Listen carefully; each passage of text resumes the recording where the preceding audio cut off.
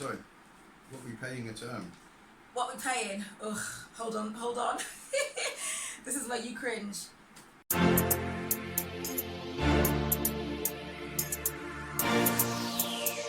Mommy!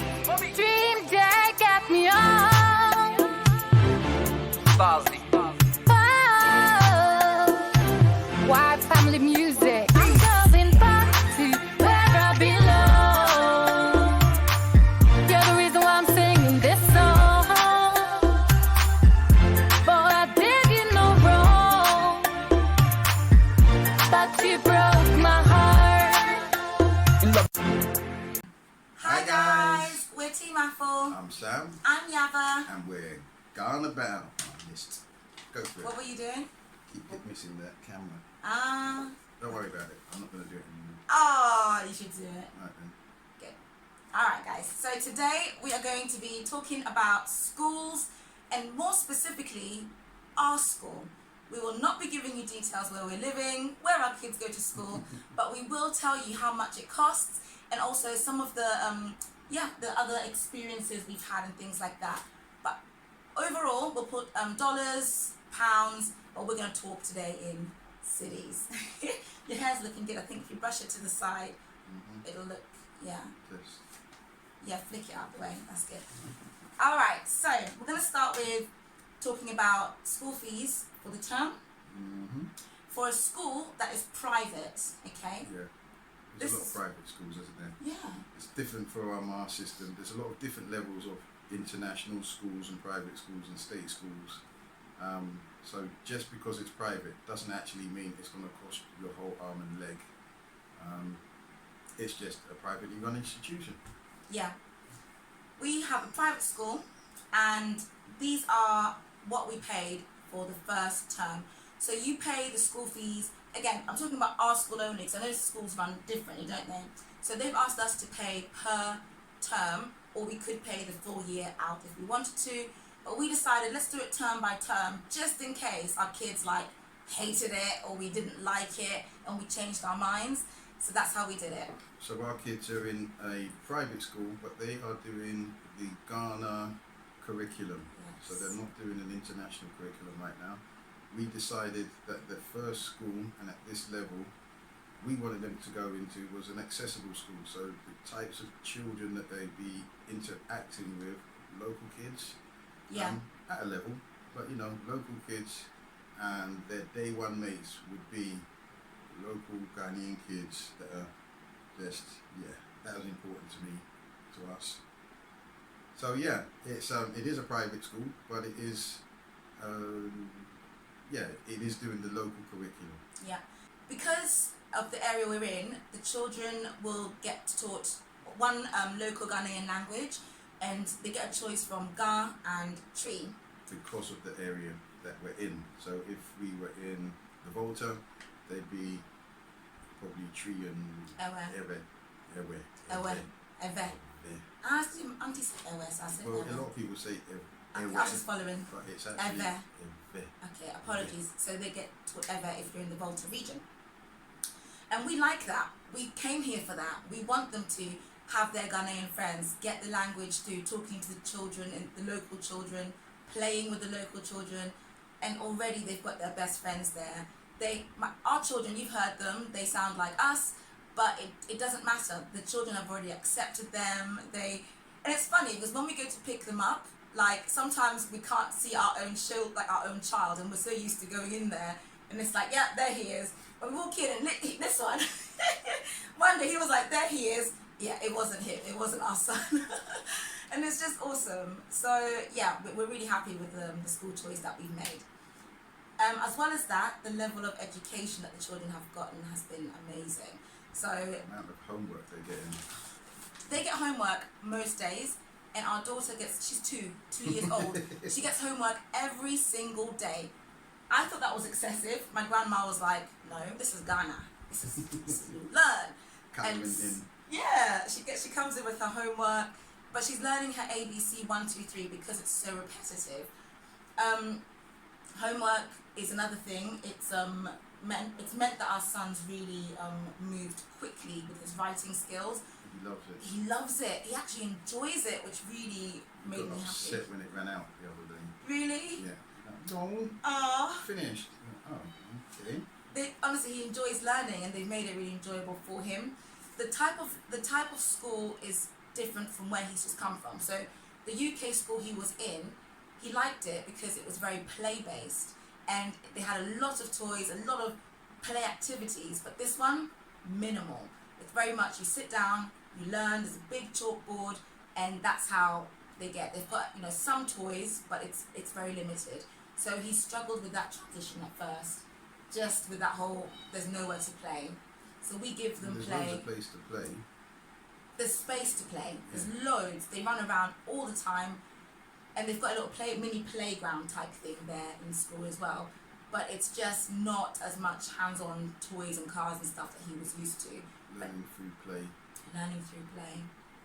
But now 2 months on, almost 3 months on, he's actually adjusted and he's used to how things are done. So that's been really good. Yeah. So, what are we paying a term? What we're paying? Ugh, hold on. This is where you cringe. The first term that we did, we paid, the admission fee was 250 Ghana cedis for one child. I'm only going to talk about one child. School fees was 756 Ghana cedis for the term. The uniform was 85 Ghana cedis per uniform. They get a PE kit, and it's 70 Ghana cedis. 70 Ghana cedis. So the total was 1,246 Ghana cedis for one term. We're now about to enter the second term, so I've got the bill for that, and this is what's included in this bill. Tuition fee, 455 Ghana cedis. Maintenance, I don't know what maintenance is, but it's 30 Ghana cedis. Stationery, 31 Ghana cedis. And welfare, 35 Ghana cedis. PTA dues, so Parent Teacher Association, 20 Ghana cedis. Examination, yes, our kids, both of them have had exams, which I'll show you because I'm going to have a proper super proud mum moment. So examinations is 42 Ghana cedis. Access to the computer is 30 Ghana cedis. The library is 12. I don't know what that means, but it says library. Toiletries, which I have yet to see, is 35 Ghana cedis. Like, what toiletries? Toilet roll. Toilet roll. Okay, toilet roll for a term, I guess.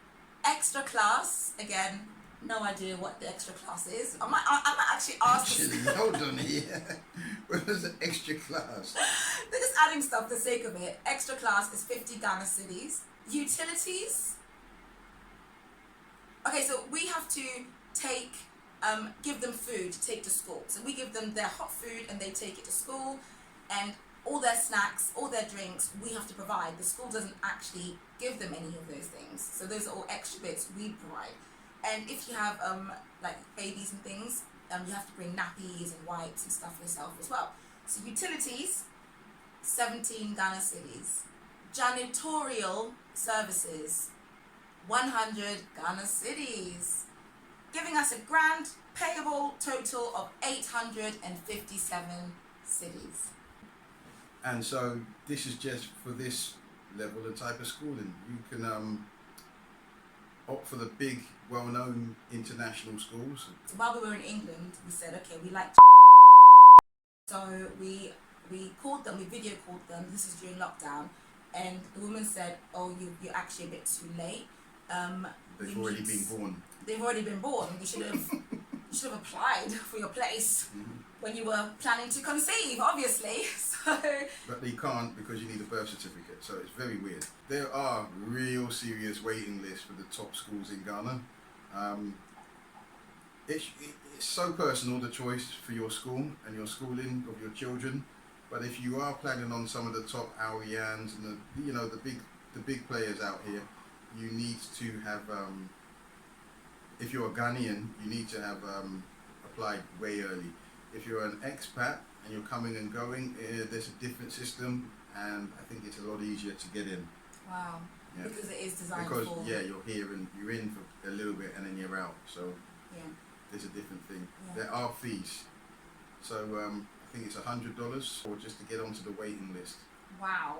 Good grief. A big thing over here also in picking your schools, you may well pick where you live because of the school that you want your children Such to a go good to. point. Because the traffic is ridiculous and school starts at around 8 o'clock and that's perfectly timed in any city on the world for rush hour traffic. And can you imagine getting up earlier to get to school for 8? How tired your children will be when they finish at 3 normally? Yeah. Normally, or yeah, And then normally. yeah. Then you have to struggle to get back, Yeah. then get the homework done. So yeah, if school's a big deal for you, it's gonna have an impact on where you live. Yes. Really ask yourself, what do you want for your child? Because there are so many options and the price range varies completely, so you can find an absolutely affordable school. Yeah. I mean, our nursery fees in England were about £400 a month, every month for one child. What's that in cities? So in Ghana cities, it's this number. So you can imagine how much just in school fees that we're saving, and we've chosen a school that's close to us, so it's not stressful for the children, and we don't have added costs of travel as well on top. A lot to think about. You really want to be here, check it out. Check out a few to see how it fits for you, because again, it's you just need to really get a feel for the school, get in there, and getting hold of people can be hard, especially in this COVID-y time. So yeah. Ask, and when you do come, ask all the questions. Yeah. Because this is, and also if you can, take your child to see if your child has a good feel for it. When we first went in, they assessed our kids. By assessed, all they did was take the 2-year-old with her teacher, took the 4-year-old with his teacher, spent like 20 minutes with them, got them to do activities, and decided then what class they were going to go in. They don't judge it necessarily by age. This is our school. It's judged by what level they've come into, because our 4-year-old came from UK school. They don't know what he's learned and the system he's just come from. So they checked, and then they've placed him accordingly to his class as well. We also asked if it's a caning school, and they said no. They said actually caning is Banned? is banned.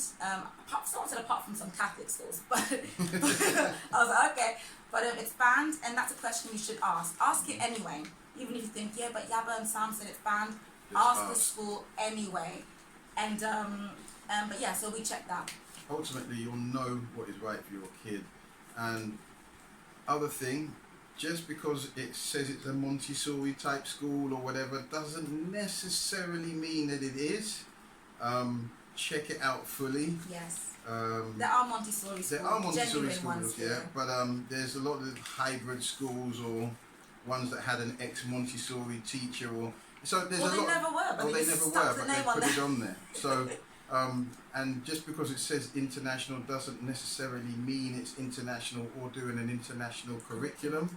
Okay, so yeah, you really need to get in there and ask the questions, see if you like the feel of the school, and if you ultimately you know your child, you know what they need. Yeah. Also, a quick note with the facilities. So when you walk in initially, some schools are spangly and they've got the latest computers, the amazing playgrounds, and massive school, and that's all wonderful. But when you go and delve, really take a look at the type of how the teachers are, how the teachers interact with the school.